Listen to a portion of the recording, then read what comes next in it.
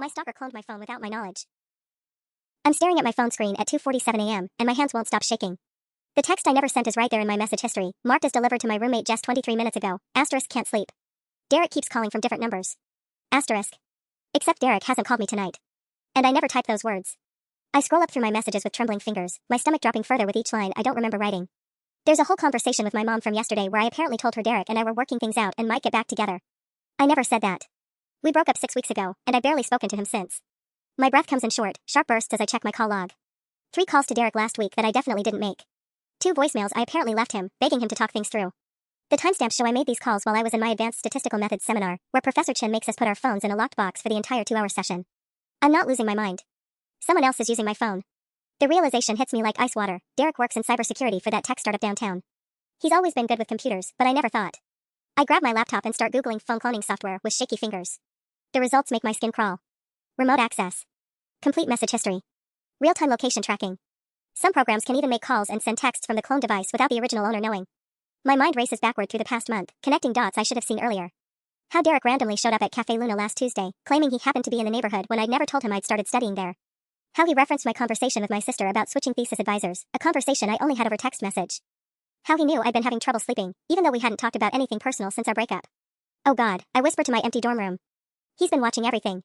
Every text to my friends about how relieved I was to be done with him. Every location I visited. Every private conversation I thought was safe. I feel violated in a way I can't even put into words. It's like finding out someone's been living in your walls, watching you shower, reading your diary. Except worse, because my phone is always with me. He's been inside my most private thoughts for weeks, maybe months. The scariest part? I have no idea what he's planning to do with all this access. Is he just watching, or is he actively sabotaging my relationships by sending messages I never wrote? How many people think I've been lying about our breakup? How many conversations has he intercepted or manipulated? I want to throw my phone against the wall, but I can't. I need evidence. I need to figure out exactly what he's done and how he's doing it. Most importantly, I need to make sure he never gets the chance to do this to anyone else. But first, I need to be smart about this. If Derek thinks he's the only one with access to technology and manipulation tactics, he's about to learn exactly how wrong he is. 2 can play this game, and he has no idea what he's unleashed. I open a new browser tab and start researching everything I can about digital stalking laws in our state. It's time to turn the tables. I spend the next 3 hours documenting everything, screenshotting messages I never sent and calls I never made. By 6 a.m., I have a folder with 47 pieces of evidence, and my coffee has gone cold twice. But it's the email notification that pops up at 6:23 a.m. that makes my blood run cold. It's from my thesis advisor, Dr. Patterson, * Maya. I received your message last night about wanting to withdraw from the graduate program. This is very concerning given your excellent progress. Please come see me today at 2 p.m. to discuss *. My heart stops. I never sent Dr. Patterson any message about withdrawing. I check my sent folder with shaking hands, and there it is, a long, rambling email from me at 3:17 a.m., talking about how I'm too overwhelmed and not cut out for academic life and need to take a break to focus on my relationship with Derek. He's not just watching anymore. He's actively destroying my life. I'm frantically typing a response to Dr. Patterson when my phone buzzes with a text from my mom, * Honey, I know you said you and Derek are working things out, but your father and I are worried. He called us yesterday asking about your childhood trauma for a project he's working on to help you heal. What information is okay to share with him, *. The room spins.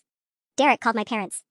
He's mining my family for information about my past, probably pretending to be the concerned boyfriend trying to help his troubled girlfriend. My parents have no idea we broke up because my phone has been telling them we're getting back together. I call my mom immediately. Maya, sweetie, you sound upset, she says after one ring.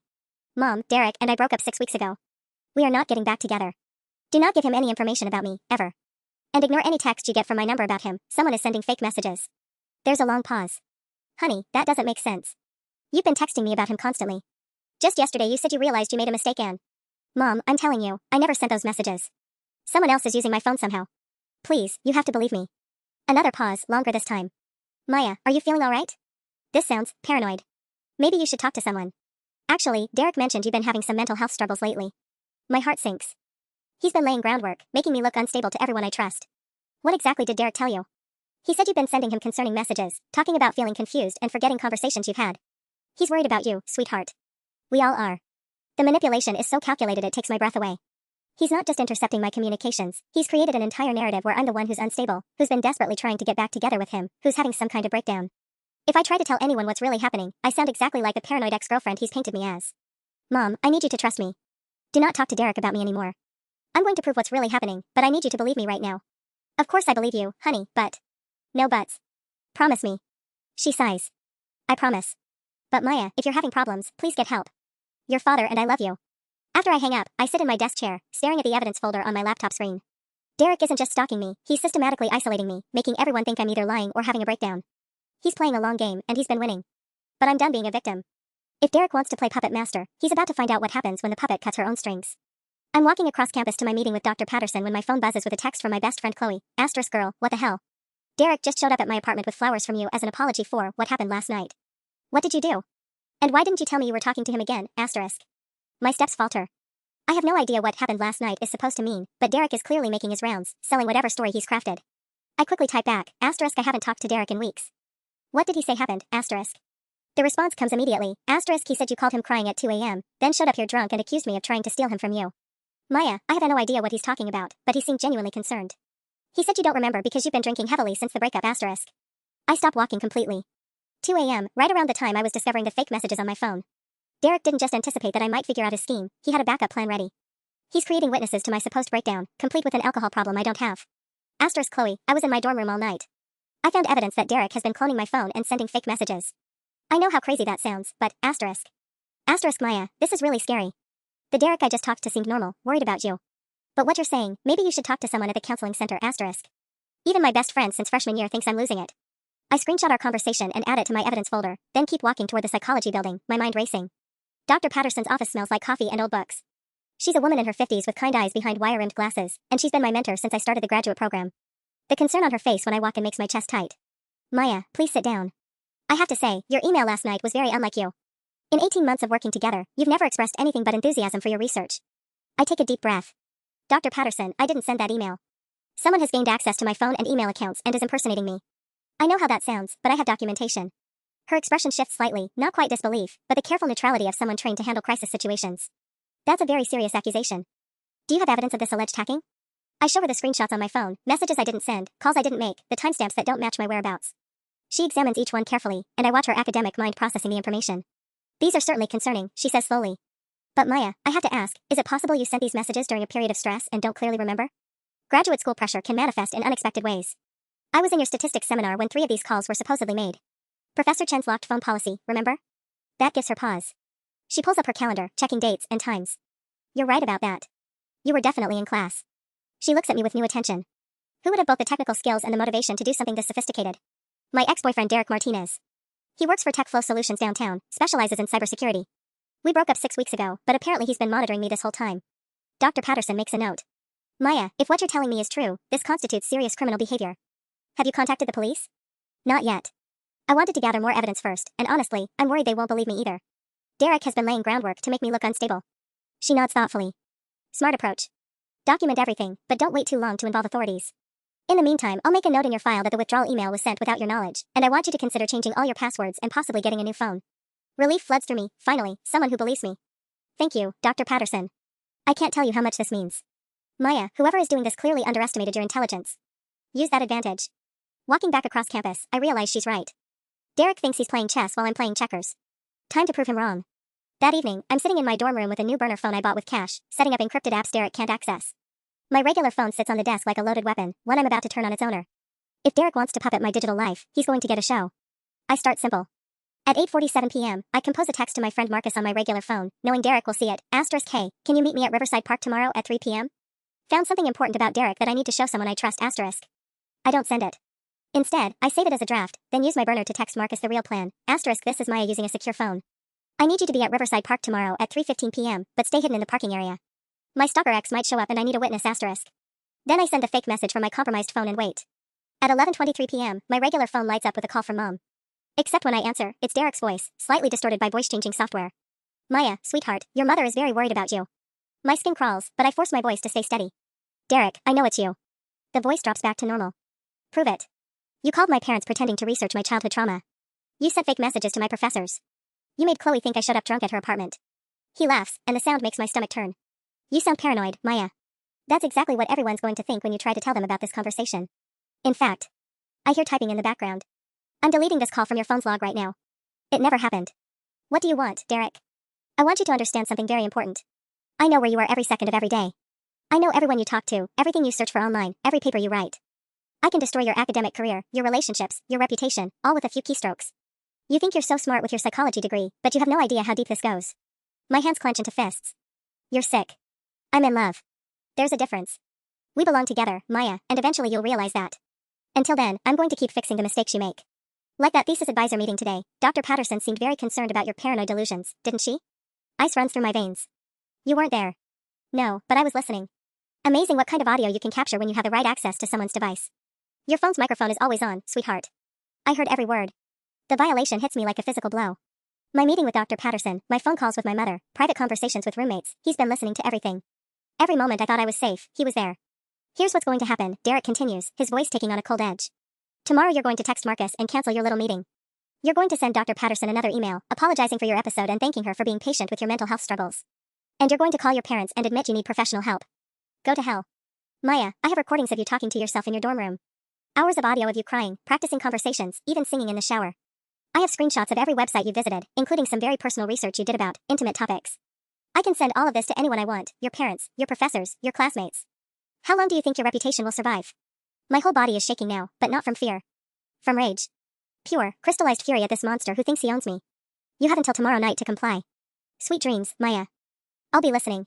The line goes dead, and I stare at my phone, which shows no record of the call ever happening. But Derek made one crucial mistake. He assumed I'd be too terrified to think clearly. I pick up my burner phone and start making calls. If he wants to play with fire, he's about to get burned. My first call on the burner phone is to my cousin Jake, who works as a digital forensics investigator for the county prosecutor's office. It's 11:47 p.m., but Jake has always been a night owl. Maya? Whose number is this? Jake, I need your help. Someone has been digitally stalking me for months, phone cloning, email access, audio surveillance. I have evidence, but I need to know how to build a case that will actually hold up in court. There's a pause, then his voice gets serious. Where are you right now? My dorm room, but Jake, he can hear everything through my regular phone. He just called me using voice software to impersonate Mom, and he knew details about a private meeting I had today. He's been listening to my conversations. Jesus. Okay, stay on this line and turn off your regular phone completely. Remove the battery if you can. We need to talk. I power down my phone and pull out the battery, feeling like I'm defusing a bomb. Done. Good. What you're describing is called comprehensive digital stalking, and it's a felony in this state. The phone cloning alone carries 3 to 5 years, but if he's been intercepting communications and impersonating you, we're looking at identity theft, wire fraud, and harassment charges. Tell me about this evidence.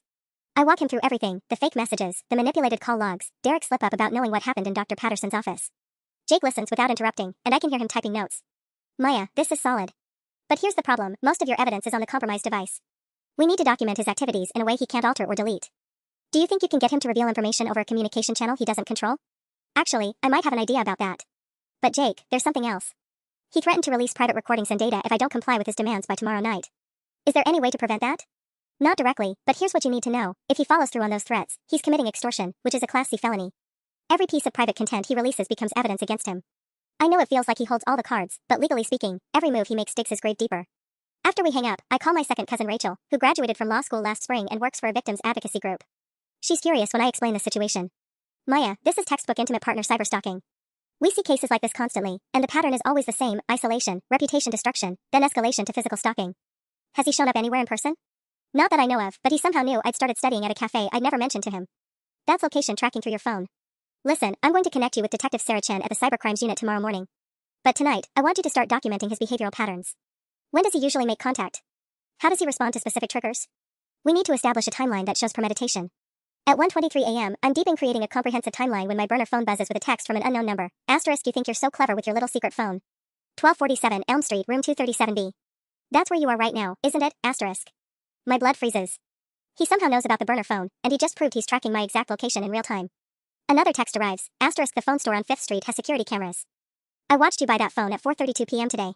You wore your blue jacket and paid with cash from the ATM withdrawal you made 10 minutes earlier. Maya, there is no hiding from me. Asterisk. I grab my laptop and check my bank account. Sure enough, there's a $200 ATM withdrawal at 4:22 p.m. that I definitely made to buy the burner phone with untraceable cash. But how could Derek access my banking records? The third text makes my stomach drop. Asterisk, your cousin Jake sounds nice. Digital forensics investigator, works late shifts, lives at 892 Maple Avenue with his wife Jennifer and their 2-year-old daughter Emma. It would be terrible if something happened to his family because you involved him in our private business. Asterisk. He's not just monitoring me, he's researched everyone I've contacted and found their personal information. Jake has a toddler daughter, and Derek just made it clear that helping me puts his family at risk. My hands shake as I realize the true scope of what I'm facing. Derek doesn't just have access to my phone and email. He has access to everything: my financial records, my contacts' personal information, possibly even traffic cameras and security footage around the city. This isn't just phone cloning anymore. This is comprehensive digital surveillance that suggests resources and access far beyond what one cybersecurity employee should have. The final text arrives at 1:31 a.m. Asterisk, tomorrow, Riverside Park, 3 p.m. Come alone, Maya. We need to have a conversation about boundaries, and about what happens to people who try to help you. Don't make me demonstrate how much control I really have. Asterisk. I stare at the message, my mind racing. Derek knows about my fake plan to meet Marcus. He's turned my own trap around on me, and now he's demanding I show up to what could be a physical confrontation. But as I sit there in my dorm room, surrounded by evidence of his digital web, I realize something important. Derek just made his biggest mistake yet. He revealed the scope of his surveillance capabilities, which means he had to either break into multiple systems illegally or he's working with others. Either way, he just escalated this from stalking to something much bigger. And tomorrow at Riverside Park, I'm going to find out exactly how deep this conspiracy goes. I don't sleep. Instead, I spend the night creating multiple backup plans, because there's no way I'm walking into Derek's trap blind. At 3:47 a.m., I use my laptop to research TechFlow Solutions, Derek's employer. What I find makes my blood run cold. TechFlow doesn't just do cybersecurity consulting, they have contracts with 3 major telecom companies and 2 banking institutions in our city. Derek isn't just some IT guy who learned phone cloning from YouTube tutorials. He has legitimate, legal access to the exact systems he'd need to monitor my banking records, track my location through cell towers, and intercept my communications. He's been using his job as cover for stalking me. At 6:15 a.m., my burner phone buzzes with a call from Jake. Maya, I've been thinking about your situation all night, and something doesn't add up. The level of access you're describing requires either serious criminal hacking or insider privileges at multiple companies. What exactly does this Derek guy do for work? I tell him about TechFlow, and there's a long pause. Christ, Maya. If he's abusing his professional access for stalking, this isn't just about you anymore. He could be monitoring other people, other clients. This is potentially a massive breach of privacy laws and professional ethics. I'm calling Detective Chen right now. This needs to be investigated immediately. Jake, no. He threatened your family last night. He knows where you live, he knows about Emma. All the more reason to end this now. Maya, guys like Derek count on their victims being too scared to fight back. But you know what scares them more than anything? Consequences. Real, legal, career-ending consequences. After Jake hangs up, I sit on my dorm room floor, staring at my regular phone. Derek expects me to turn it back on eventually. He's probably growing suspicious about the long period of silence. But when I power it up, I'm ready for what comes next. Immediately, 17 missed calls appear, all from Mom between 2 a.m. and 5 a.m. Then the text messages start flooding in, increasingly frantic messages supposedly from my mother, my sister, Dr. Patterson, even my high school guidance counselor. All of them expressing concern about my breakdown and begging me to accept help. My regular phone rings immediately. This time it's Derek's real voice. You turned off your phone for 6 hours. That was very stupid, Maya. I was sleeping. Bullshit. Your sleep patterns show you moving around constantly until 4 a.m., then complete stillness until now. But your phone shows as powered down from 11:47 p.m. to 6:23 a.m. So either you've learned to sleep like the dead, or you were using another device. He's been tracking my movement through my phone's accelerometer data. Even when I thought the device was just sitting on my desk, it was monitoring my every step around the room. Here's what happened while you were having your little rebellion, Derek continues, his voice getting colder. Your parents received several concerning voicemails from your number at 3 a.m., talking about hurting yourself. Your mother is driving up from Millbrook right now, should arrive around noon. Dr. Patterson has scheduled an emergency meeting with the Dean of Students at 10 a.m. to discuss your academic standing. My legs give out. I sink onto my bed, realizing the full scope of his manipulation. You sent fake messages from my phone while it was powered down. I sent scheduled messages that I prepared earlier. Maya, I've been planning this conversation for weeks. Every move you might make, every person you might contact, every little rebellion, I've already anticipated it all. What do you want from me? I want you at Riverside Park at 3 p.m., just like we discussed. No backup plans, no secret phones, no recording devices. Just you and me, having an honest conversation about our future together. And if I don't come? Then at 3:01 p.m., I start releasing content. Your parents get the audio recordings from your dorm room, including some very private moments. Your professors get screenshots of your browser history, including your research into some interesting topics. Your classmates get access to every personal conversation you've had about them. The phone goes quiet except for the sound of typing. I just scheduled 57 different releases, Maya. Photos, audio, private messages, browser histories, all timestamped to go out at 1-minute intervals starting at 3:01 p.m. The only way to stop them is for me to cancel the automation personally. My hands are shaking so hard I can barely hold the phone. Derek, please. Riverside Park. 3 p.m. Alone. And Maya? Wear the blue dress I bought you for your birthday. The one you said made you feel beautiful. The line goes dead, and I'm left staring at my phone, realizing I'm not just walking into a trap. I'm walking into the final act of whatever sick fantasy Derek has been orchestrating for months. But he still doesn't know about Detective Chen, or Jake's forensics team, or the backup recording device Rachel gave me last night. Derek may think he's written the ending to this story, but I'm about to show him how wrong he is. At 9:15 a.m., I'm sitting in Detective Chen's office at the Cybercrimes Unit, watching her face grow darker as she reviews my evidence folder. She's younger than I expected, maybe early 30s, with sharp eyes and the kind of focused intensity that makes me feel like I'm finally talking to someone who gets it. Ms. Rodriguez, this is one of the most comprehensive digital stalking cases I've seen in 5 years, she says, scrolling through screenshots on her tablet. Your ex-boyfriend has committed at least 7 felonies that I can identify just from this preliminary evidence. Detective, he wants to meet me at Riverside Park at 3 p.m. today. He's threatened to release private recordings and data if I don't show up. She looks up sharply. Absolutely not. You're not going anywhere near that park. But if I don't go, he'll destroy my reputation, my academic career. And if you do go, he might escalate to physical violence. Maya, perpetrators like Derek follow predictable patterns. Digital stalking, isolation, reputation destruction, then either physical confrontation or complete psychological breakdown of the victim. We're at the tipping point. Detective Chen pulls out a legal pad and starts writing. Here's what's going to happen instead. At 2:45 p.m., you're going to text Derek from your compromised phone saying you're running late but you'll be there by 3:15. That gives my team time to set up surveillance in the park. He'll know it's a trap. He seems to have access to everything. Not everything. He doesn't have access to police communications or surveillance equipment. And Maya, there's something else you need to know. She turns her computer screen toward me. I ran Derek Martinez through our database this morning. He has a sealed juvenile record for cyberstalking a classmate in high school, and TechFlow Solutions filed a suspicious activity report about him 6 weeks ago. My heart stops. 6 weeks ago? That's exactly when we broke up. According to the report, Derek's supervisor noticed unusual patterns in his system access logs. He was running queries on personal phone numbers and email addresses that had nothing to do with his assigned clients. TechFlow's internal investigation is ongoing, but they haven't terminated him yet because they're trying to determine the full scope of his unauthorized activities. The room feels like it's spinning. So his own company knows he's been abusing his access? They suspect it. But Maya, this gives us leverage. If Derek shows up to that park today, we can arrest him not just for stalking you, but for corporate espionage and breach of professional ethics. His career will be over. Detective Chan hands me a small device that looks like a regular car key fob. This is a panic button. GPS-enabled, direct line to dispatch. Keep it with you at all times. At 11:30 a.m., I'm walking back across campus when my regular phone buzzes with a call from my mom. My actual mom this time, I can tell because she's crying. Maya, honey, I'm so sorry. I should have believed you yesterday when you said someone was sending fake messages. Mom, what happened?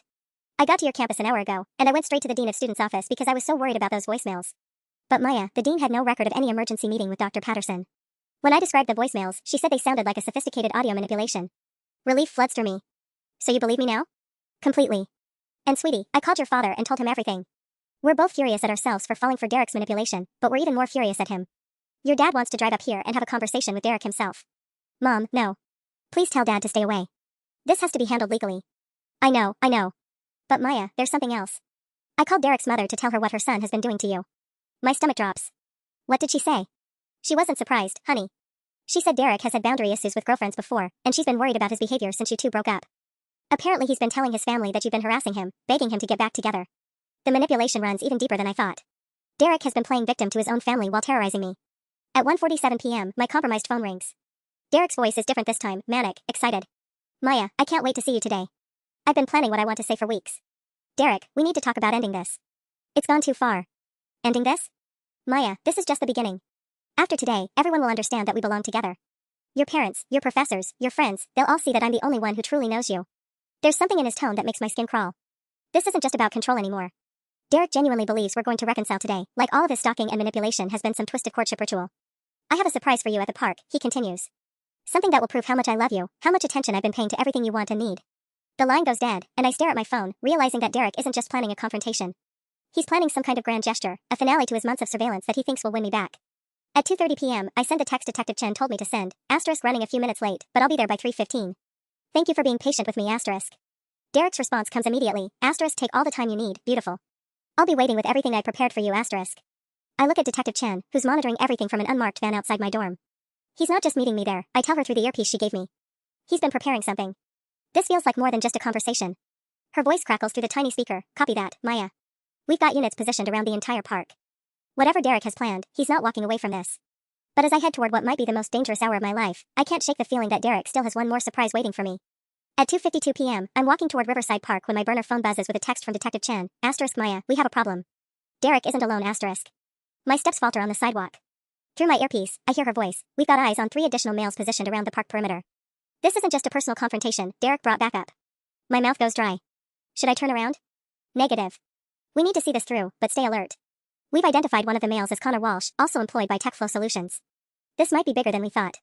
As I approach the park entrance, my regular phone rings. Derek's voice is cheerful, almost giddy. Maya, you look beautiful in that blue dress. It's perfect for today. I glance around nervously, not seeing him anywhere. Where are you, Derek? Close enough to see you, far enough to stay safe until we've had our talk. Keep walking toward the gazebo in the center of the park. Each step feels like I'm walking deeper into a web. The park is unusually empty for a Friday afternoon. Did Derek somehow arrange that too? Through my earpiece, Detective Chen provides updates. Target acquired, northwest corner behind the oak trees. Second male, east side near the playground. Maya, whatever he shows you, act natural but don't agree to anything. At the gazebo, I stop and wait. At exactly 3 p.m., Derek emerges from behind a cluster of trees about 50 feet away. He's holding a tablet and wearing the same navy jacket he wore on our first date 8 months ago. Even from this distance, I can see he's lost weight, and there's something manic in his movements. Maya, he calls out, waving like we're old friends meeting for coffee. Thank you for coming. I have so much to show you. He approaches slowly, keeping the tablet held high like a peace offering. When he's about 10 feet away, he stops and turns the screen toward me. It's displaying a video, security footage of me walking into the campus library 2 days ago. I've been documenting everything, he says, his voice filled with pride. Every place you go, every person you talk to, every moment of your day. Look. He swipes to the next video. It's me having coffee with my study group yesterday, the audio crystal clear despite being filmed from across the cafe. Derek, this is... Wait, there's more. His fingers fly across the tablet screen. I have 847 hours of footage and audio recordings. I've been creating a comprehensive archive of your life, Maya. No one has ever been loved this completely, this thoroughly. The sick pride in his voice makes my skin crawl. He genuinely thinks this surveillance is romantic. And the best part, he continues, stepping closer, is that I've been sharing it with people who understand what real love looks like. He gestures toward the trees where his friends are hiding. Connor, James, and Mike have been helping me process all the data. They've been working nights and weekends to help me understand your patterns, your needs. My blood turns to ice. You've been showing other people my private recordings? Only the important ones. The ones that prove how much you need someone to take care of you. Derek's expression shifts, becoming more intense. Maya, I know about your panic attacks at 2 a.m. I know you practice conversations in the mirror before making phone calls. I know you cry every Tuesday night when you think about your grandmother's death. Each revelation hits like a physical blow. My most private, vulnerable moments have been entertainment for Derek and his friends for months. I brought you here today to ask you something important, Derek says, dropping to one knee beside the gazebo. That's when I see Detective Chen's team moving into position, and realize Derek's grand gesture is about to become his downfall. Derek reaches into his jacket pocket, and for a terrifying moment I think he's pulling out a weapon. Instead, it's a small velvet box. Maya, will you marry me? The world tilts sideways. Through my earpiece, I hear Detective Chen's sharp intake of breath. Derek opens the box to reveal a ring, not just any ring, but my grandmother's antique sapphire ring that I keep in my jewelry box in my dorm room. How did you? I can't finish the sentence. I had Connor pick it up from your room yesterday while you were in class, Derek says, his eyes bright with excitement. I knew you'd want your grandmother's ring for this moment. I've been planning this proposal for 3 weeks, Maya. I even had the guys help me write the speech. My legs feel weak. He broke into my dorm room. He stole my grandmother's ring. And he's been planning this delusional proposal while systematically destroying my life. Derek, we broke up 6 weeks ago, I managed to say. His face darkened slightly. That was just a misunderstanding. You were stressed about your thesis, and I was working too much. But Maya, look at everything I've learned about you since then. He pulls out his phone and starts scrolling. I know you eat strawberry yogurt every Tuesday and Thursday. I know you call your mom every Sunday at 2 p.m. I know you're afraid of thunderstorms and you sleep with your childhood stuffed elephant when you're anxious. Each fact is another violation, another piece of evidence that he's been watching my most intimate moments. But Derek continues, his voice getting more manic. I even know things you don't remember telling me. Like how you want 3 children someday, and you want to live in a house with a blue front door, and you want to get married in October because the leaves are pretty. His smile is radiant, completely disconnected from reality. I've been taking notes, Maya. I'm going to give you everything you've ever wanted. I never told you any of those things. You did, in your sleep. You talk in your sleep sometimes, especially after your Thursday therapy sessions with Dr. Kumar. Derek's expression becomes tender, like he's sharing a sweet memory. I have recordings of you dreaming out loud about your future. You said my name 17 times in your sleep over the past month. The violation is so complete, so thorough, that I can barely breathe. He's been listening to me sleep, cataloging my unconscious words, building a fantasy future based on my dreams. Through my earpiece, Detective Chen's voice is tight with anger. Maya, we're moving in 30 seconds. Keep him talking. Derek, I need you to listen to me very carefully, I say, trying to keep my voice steady. What you've been doing isn't love. It's stalking. It's illegal. And it needs to stop right now. His face crumples like I've slapped him. Illegal? Maya, everything I did was because I love you. I've spent $3,847 on surveillance equipment. I've worked overtime every day for 6 weeks to pay for the software licenses. I barely slept because I was so worried about you. You threatened my cousin's family. You almost destroyed my academic career. You made my parents think I was having a breakdown. I was protecting you. Derek's voice rises, and I see his friends starting to move closer from their hiding spots. Maya, you don't understand how dangerous the world is. There are guys at your coffee shop who stare at you. There's a professor who looks at you inappropriately. I've been keeping you safe. That's when Detective Chen's voice crackles through my earpiece. All units, move in now. Police officers emerge from behind trees and buildings like they're materializing from thin air. Derek's head snaps around wildly as he realizes we're surrounded, but instead of panic, his face shows pure confusion. Maya, what's happening? He asks, still on one knee, still holding my grandmother's ring. Why are there police here? Derek Martinez, you're under arrest for stalking, harassment, and unauthorized access to electronic communications, Detective Chen announces, approaching with her weapon drawn but lowered. Derek slowly stands, shaking his head. There's been a mistake. Officer, I'm proposing to my girlfriend. We're working through some relationship issues, but... Sir, put your hands where I can see them. That's when Derek's friend Connor breaks from the tree line, shouting, Derek, don't say anything. This is a setup. 2 officers immediately tackle Connor to the ground, and I watch in horror as they find surveillance equipment in his backpack, a long-range microphone and what looks like a small drone. Derek's eyes dart between me and the officers surrounding him, and I can see the exact moment reality starts breaking through his delusions. Maya, you called the police on me? After everything I've done for you? Everything you've done to me, I correct, my voice stronger than I expected. Derek, you stole my grandmother's ring. You broke into my dorm room. You've been recording me sleeping. I was documenting our relationship. His voice cracks, and for the first time, he sounds less like a predator and more like someone who's genuinely lost touch with reality.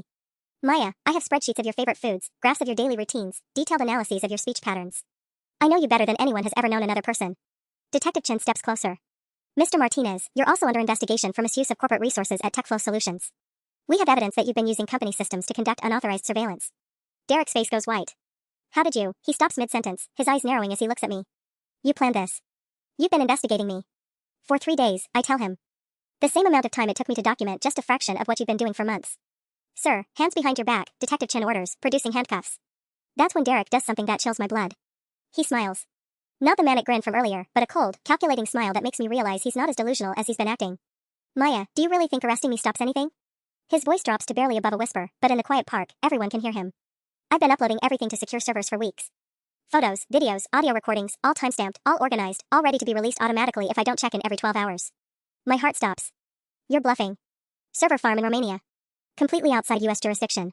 If I don't enter a 16-digit code by 7 a.m. tomorrow, everything gets released to a list of 247 email addresses including your professors, your parents, your high school friends, and every single person in your graduate program. His smile widens. Did you really think I wouldn't have a backup plan, sweetheart? Detective Chen's jaw tightens. Mr. Martinez, threatening to release private images constitutes extortion. Prove it's a threat. I'm just explaining the automatic systems I put in place for data management. Perfectly legal server maintenance. As the officers cuff Derek's hands behind his back, he keeps talking, his voice getting more cheerful. The really beautiful part, Maya, is that now I'm going to be in jail, so I definitely won't be able to enter that code. Unless, of course, someone visits me tonight and we work out an arrangement. My knees nearly give out as I realize what he's done. Even in handcuffs, even under arrest, Derek still holds all the power. He's built a system that punishes me for having him arrested. Maya, Detective Chen says quietly, we need to talk. Now. As they lead Derek toward the patrol car, he calls over his shoulder, I'll be at the county jail, sweetheart. Visiting hours start at 6 p.m. Don't be late, you know how I hate when people keep me waiting. The worst part is that he's still smiling. At the county jail, I sit across from Derek in the sterile visiting room, separated by reinforced glass and connected by phones that I'm sure record every word. He looks different in the orange jumpsuit, smaller somehow, but his eyes still hold that calculating gleam that makes my skin crawl. You came, he says, picking up his phone with cuffed hands. I wasn't entirely sure you would. Cut the games, Derek. What do you want? His smile is infuriating. I want you to understand something very important, Maya. This morning, when the police raided TechFlow's offices, they found my workstation completely wiped. No evidence of unauthorized access, no traces of surveillance software, nothing. My stomach drops. That's impossible. Detective Chen said. Detective Chen said they had evidence of suspicious activity reports. Reports that I filed myself 6 weeks ago as part of a security audit I was conducting. Derek leans closer to the glass. Maya, do you know what a honeypot operation is? I shake my head, though something cold is spreading through my chest. It's when cybersecurity professionals create fake vulnerabilities to catch hackers. For the past 2 months, I've been running an authorized penetration test on our telecom partner systems, documenting exactly how easily someone could access customer data. His grin widens. Every single piece of surveillance I conducted on you was part of a legitimate security audit that I got approval for in writing. The room spins. You're lying. Am I? Check with TechFlow's legal department tomorrow. My supervisor Marcus Webb signed off on Project Lighthouse on January 15th, 2 weeks before we even met, Maya. I was authorized to demonstrate vulnerabilities in phone networks, banking systems, and personal communications. I grip the phone tighter. That doesn't make stalking me legal. But it makes the evidence inadmissible. How can prosecutors prove I was stalking you using corporate resources when those same resources were legitimately allocated for security testing? Derek's eyes glitter with satisfaction. I've been building my legal defense since our first date, sweetheart. I knew eventually someone like you would try to cause problems. My blood runs cold as I realize the full scope of his manipulation. You planned this entire relationship. I planned for contingencies. When I saw your graduate school application in the university's database during a security audit, I thought you looked interesting. When I engineered our meeting at the coffee shop, I thought you might be worth getting to know. But Maya, when you tried to break up with me, that's when I realized you needed more intensive monitoring. The casual way he describes manipulating my entire life makes me want to vomit. Derek, even if you beat the cyberstalking charges, you still committed extortion. You still threatened to release private recordings. What recordings? As far as anyone knows, I was collecting metadata for security testing. If some of that metadata happened to include audio samples, well, that's just thorough documentation. He shrugs. And I never threatened to release anything, Maya. I simply explained the automatic backup protocols that protect my work files. I realize with growing horror that Derek isn't just a stalker, he's someone who spent months creating a legal framework to justify his crimes. Every violation of my privacy has been disguised as legitimate work activity. Here's what's going to happen, Derek continues, his voice taking on that cold edge I remember from his phone calls. My bail hearing is tomorrow morning. My lawyer, TechFlow's corporate attorney, paid for by the company since this involves my work duties, expects me to be released by noon. Detective Chen said. Detective Chen has circumstantial evidence and a victim whose ex-boyfriend was conducting authorized security research that happened to include her personal information. Maya, I've been documenting your unstable behavior for months. Your fake claims about unauthorized surveillance, your paranoid episodes, your attempts to manipulate law enforcement. His smile is triumphant. Who do you think a jury will believe? The phone trembles in my hand as I realize Derek has built the perfect trap. Even sitting in jail, he's still 10 steps ahead of everyone trying to help me. Oh, and Maya? Derek says as I start to hang up. That automatic server system I mentioned? Still running. 6:47 a.m. tomorrow. Sweet dreams. I leave the jail at 8:23 p.m. feeling like Derek has won again, but as I walk to my car, Detective Chen steps out of an unmarked sedan parked across the street. Maya, we need to talk. Not here, too many cameras. She gestures toward a diner 3 blocks away. Follow me. 20 minutes later, we're sitting in a corner booth at Mel's 24-hour diner, and Detective Chen looks exhausted but determined. Derek's right about one thing, his legal positioning is sophisticated. But he made a critical error tonight. What do you mean? She pulls out her phone and plays an audio recording. It's Derek's voice from our jail conversation. I knew eventually someone like you would try to cause problems. Maya, do you hear what he just admitted? He said he's been planning his defense since your first date because he expected you to cause problems. That's not the mindset of someone conducting legitimate security research. That's premeditation for stalking. Hope flickers in my chest for the first time in hours. But what about the server system? He still has those recordings set to release at 6:47 a.m. Detective Chan's expression hardens. About that. I've been working with federal cybercrime investigators since this afternoon. We think Derek is bluffing about the Romanian servers. How can you be sure? Because 30 minutes ago, we executed a search warrant on Derek's apartment. Maya, we found something interesting. She slides a photograph across the table. It shows Derek's home office, 3 large monitors, professional recording equipment, and a wall covered in printed photos of me. My hands shake as I examine the image. There are pictures of me walking to class, eating lunch, even sleeping in my dorm room taken through my window. But what makes my stomach turn is the timeline drawn in red marker across the entire wall, documenting my daily routines with military precision. There are 247 photos total, Detective Chen continues. All printed and organized by date. But Maya, look at the timestamps. I peer closer at the photo. The earliest pictures are dated February 3rd, 3 weeks before Derek and I officially met at the coffee shop. He was stalking you before your first date. That coffee shop meeting wasn't coincidental, it was the culmination of weeks of surveillance. Detective Chen points to another section of the wall. And this is the really damning part. She shows me a close-up of Derek's desk, where handwritten notes are visible next to his computer. I can make out fragments, Maya's vulnerability points, emotional manipulation triggers, isolation tactics timeline. Derek documented his stalking methodology, Maya. He treated terrorizing you like a project plan. Detective Chen's voice is tight with anger. This isn't security research, this is a predator's playbook. I stare at the photos, feeling sick. But what about the automatic release system? We found Derek's laptop. Maya, there is no automatic system. The Romanian server story is complete fiction. Every piece of surveillance data is stored locally on encrypted drives in his apartment. She smiles grimly. Drives that are now in federal custody. Relief floods through me so intensely I start crying right there in the diner booth. So the 6:47 a.m. deadline doesn't exist. Derek was counting on you being too terrified to call his bluff. Detective Chen hands me a tissue. But there's more. We also found evidence that Derek's been conducting unauthorized surveillance on at least 12 other women over the past 2 years. My head snaps up. Other victims?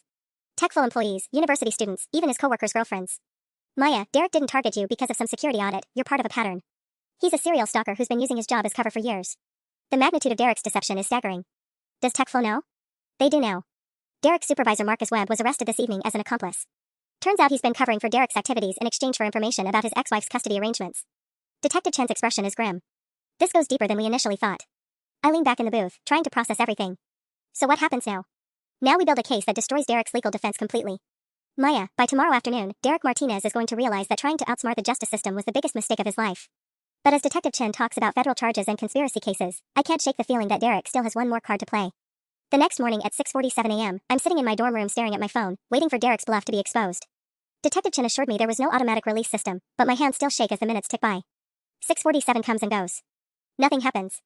6:50 a.m. Still nothing. At 7:15 a.m., I finally exhale and call Detective Chen. You were right. No releases. I told you, Maya. Derek's entire power structure was built on lies. But at 7:23 a.m., my phone buzzes with a call from my mom, and I know something's wrong before I even answer. Maya, honey, I just got the strangest call from someone claiming to be a reporter from the campus daily. She said Derek gave them an exclusive interview about your relationship and wanted my comment about your history of stalking him. My blood turns to ice. Mom, what did you tell them? I hung up immediately, but Maya, she knew details about our family that we've never shared publicly. She knew about your dad's job change last year and your grandmother's maiden name. Detective Chen was wrong. Derek does have a backup plan, and it's not an automatic system, it's human accomplices who are still free. I called Detective Chen immediately. Derek's not working alone. Someone just contacted my mother claiming to be a reporter, and they have private information about my family. There's a pause. Maya, where are you right now? My dorm room, why? Lock your door and don't leave.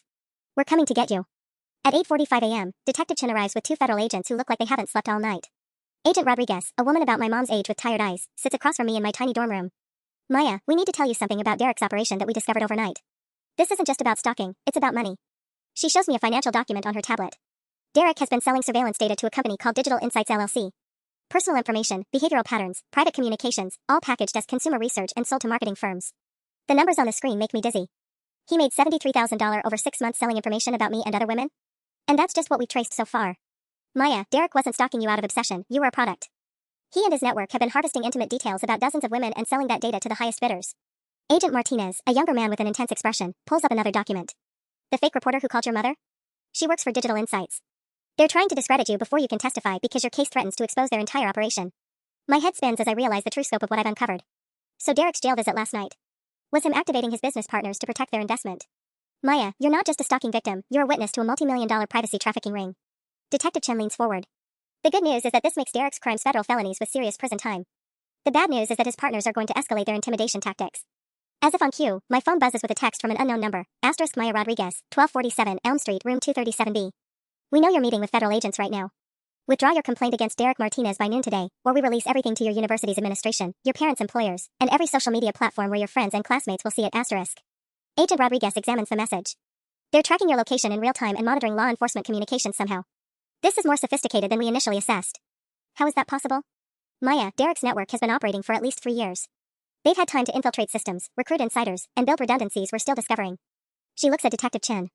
We need to move her to a secure location immediately. But as they're discussing safe houses and federal protection, my phone rings. It's Dr. Patterson, and her voice is strained when I answer. Maya, I need you to come to my office immediately. I've received some very disturbing materials about your relationship with Derek Martinez, and we need to discuss your continued enrollment in the graduate program. My stomach drops. Dr. Patterson, whatever you received, it's from Derek's accomplices. They're trying to discredit me before. Maya, these are videos of you in compromising situations with timestamps going back months. If these are authentic, they raise serious questions about your initial claims against Mr. Martinez. The line goes dead, and I stare at my phone in horror. Even with Derek in jail, even with federal agents protecting me, his network is still destroying my life piece by piece. Agent Rodriguez's expression is grim. Maya, we're not just fighting Derek anymore. We're fighting an organization that's had years to perfect their retaliation tactics. So what do? We go on the offensive. It's time to take down the entire network. At 11:30 a.m., I'm sitting in a federal safe house 20 minutes outside the city, watching Agent Rodriguez pace while talking rapidly into her phone. The safe house looks like a generic suburban rental, beige walls, cheap furniture, and windows covered with blinds that Agent Martinez warned me never to open. Maya, we've got a problem, Agent Rodriguez says, ending her call. Derek's bail hearing was moved up to 9 a.m. this morning. His lawyer argued that the federal investigation constitutes prosecutorial overreach, and the judge agreed to release him on $50,000 bond. My blood runs cold. He's out? As of 47 minutes ago. But that's not the worst part. She sits across from me at the kitchen table, her expression grim. Derek's first stop after leaving jail was TechFlow Solutions. He's claiming he needs to secure client data before the company terminates his access. But you seized his equipment yesterday. His primary workstation, yes. But Maya, TechFlow has 17 satellite offices and 3 offsite server farms. If Derek had backup surveillance systems running at other locations, he now has 2 hours of unsupervised access before his termination becomes official at 2 p.m. Agent Martinez looks up from his laptop. It gets worse. We just intercepted communications between Derek and someone using the encrypted handle Phoenix_7. They're planning something called Operation Clean Slate for this afternoon. The words send ice through my veins. What does that mean? We don't know yet, but the timestamp references suggest they're coordinating a simultaneous data release across multiple platforms. Agent Rodriguez pulls out her tablet. Maya, I need you to look at this list and tell me if you recognize any of these names. She shows me a screen with 12 names, all women between ages 19 and 31. I recognize 3 of them immediately, Jessica Chen from my graduate program, Amanda Torres who works at the campus coffee shop, and Sarah Kim from my organic chemistry study group 2 years ago. Those are women I know, but I don't understand. They're all Derek's previous surveillance targets. And Maya, according to the intercepted messages, they're all going to be contacted today with an ultimatum, publicly support Derek's version of events, or have their private data released. My hands start shaking. He's building an army of coerced character witnesses. Exactly. Derek's legal strategy isn't just about discrediting you, it's about creating a narrative where multiple women voluntarily participated in his research project and you're the only one claiming victimization. Agent Martinez's phone buzzes, and his face goes pale as he reads the message. Maya, we've got another complication. Someone just posted a video on the university's anonymous confession page titled The Truth About Maya Rodriguez. He turns his laptop toward me, and my stomach drops. It's security footage from inside Dr. Patterson's office during our meeting 3 days ago, but the audio has been manipulated. In the doctored version, I appear to be admitting that I made up the stalking allegations because Derek broke up with me. This is completely fake, I whisper, watching my digital doppelganger confess to crimes I never committed. Dr. Patterson will know this isn't what I actually said.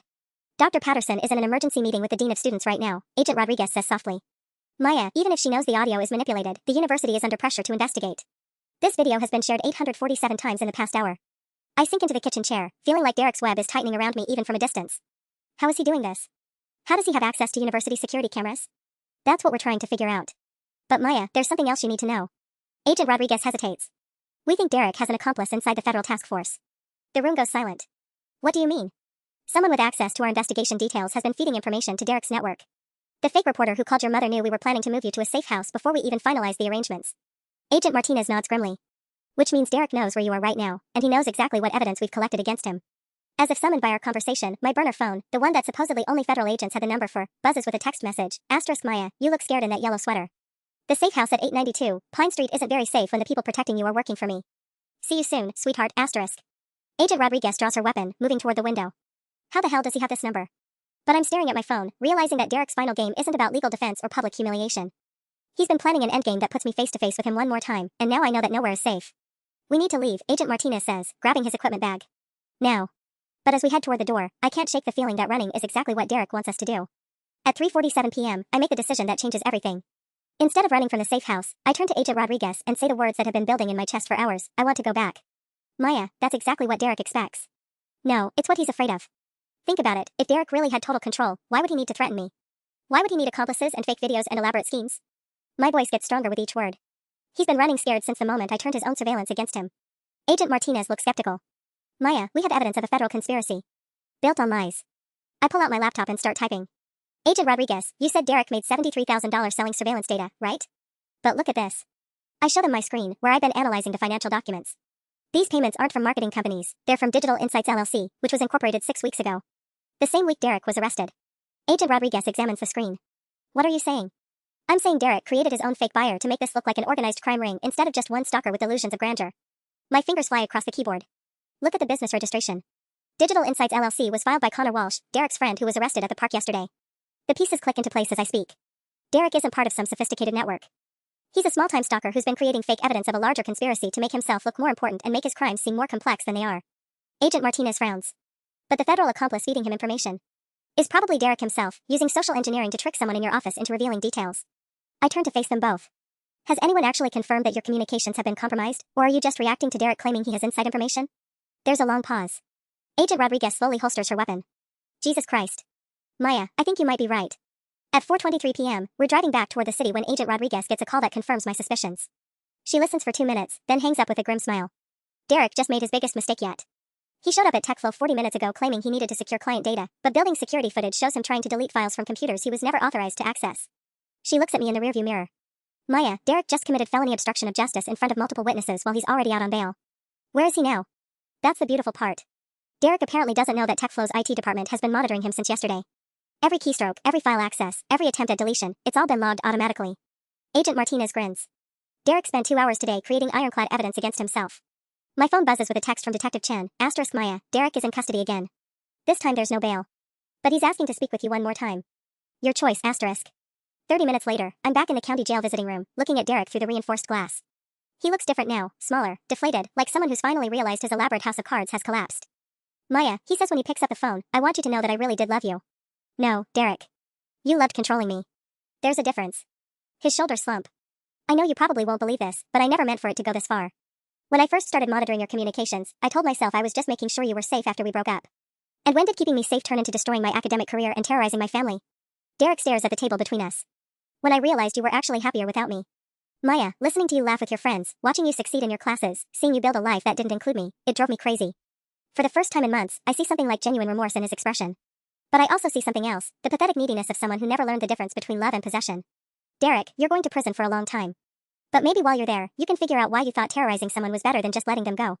Maya, will you? He stops himself, looking down at his cuffed hands. Never mind. I don't have the right to ask you for anything anymore. I hang up the phone without another word and walk out of that visiting room for the last time. 6 months later, I'm defending my graduate thesis on digital privacy and cyberstalking prevention. Dr. Patterson introduces me to the committee with obvious pride, and my parents beam from the audience. Derek Martinez is serving an 8-year federal sentence for cyberstalking, harassment, obstruction of justice, and computer fraud. But the real victory isn't his prison sentence, it's that I took back control of my own story. Derek thought he could write the ending to my life, but he never understood that the person being watched was also learning, planning, and fighting back. My phone buzzes with a text from Jake, * proud of you, cousin. You turned his own game against him, *. I silence the notification and focus on my presentation. After 8 months of having my every communication monitored, I've learned to appreciate the simple power of choosing when and how to respond. Derek may have violated my privacy, but he never broke my spirit. And in the end, that made all the difference.